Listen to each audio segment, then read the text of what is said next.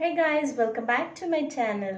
ನನ್ನ ಚಾನಲ್ನಲ್ಲಿ ನಾನು ನಿಮಗೆ tarot reading, law of attraction, manifestation ಹಾಗೆ ಎನರ್ಜಿ ವರ್ಕ್, ಬ್ರೈನ್ ವರ್ಕ್ ಹೇಗಾಗುತ್ತೆ ಅಂತ ಸಿಂಪಲ್ ಲ್ಯಾಂಗ್ವೇಜಸಲ್ಲಿ ತಿಳಿಸ್ಕೊಡ್ತೇನೆ.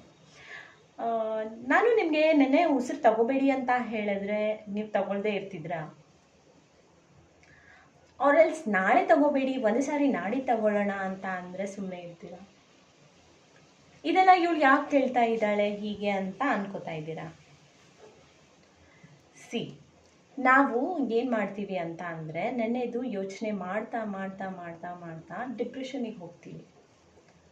ಹಾಗೆ ಫ್ಯೂಚರ್ ಬಗ್ಗೆ ಯೋಚನೆ ಮಾಡ್ತಾ ನಾಳೆ ಏನಾಗಿತ್ತು, ನಾಡಿದ್ದೇನಾಯಿತು, ಹಾಗೆ ಹೀಗೆ ಅಂತ ಯೋಚನೆ ಮಾಡ್ತಾ ಮಾಡ್ತಾ ನಮಗೆ ಆ್ಯಂಗ್ಸೈಟಿ ಆಗುತ್ತೆ.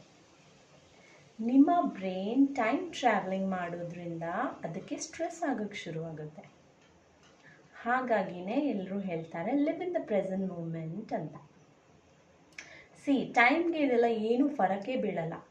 ಇಲ್ಲಿ ನೆನ್ನೆನೂ ಇಲ್ಲ, ನಾಳೆನೂ ಇಲ್ಲ, ಇವಾಗಿನ ಮಾತ್ರ. ಅದಕ್ಕೆ ಈ ಕ್ಷಣ ಮಾತ್ರ ಗೊತ್ತು. ನಾವು ಯಾವಾಗ ಇದೆಲ್ಲ ಯೋಚನೆ ಮಾಡ್ತಾ ಮಾಡ್ತಾ ಮಾಡ್ತಾ ಈ ಇಮ್ಯಾಜಿನರಿ ವರ್ಲ್ಡ್ಗೆ ಹೋಗ್ತಾ ಹೋಗ್ತಾ ಹೋಗ್ತಾ ಅದರಲ್ಲಿ ಜೀವನ ಮಾಡಲಿಕ್ಕೆ ಶುರು ಮಾಡ್ತೀವಲ್ವ, ಆವಾಗ ನಮಗೆ ಸಫರಿಂಗ್ ಶುರು ಆಗುತ್ತೆ.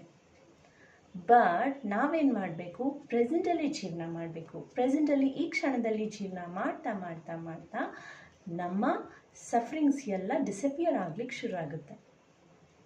ಒಂದು ಮಾತಿದೆ, ಏನಂತ ಹೇಳ್ತಾರೆ ಅಂದರೆ, yesterday is a history and tomorrow is a mystery, but today is a gift ಅಂತ ಹೇಳ್ತಾರೆ.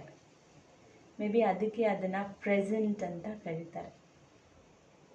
ನೈಸ್ ಅಲ್ವಾ friends? Think about it. Have A good day.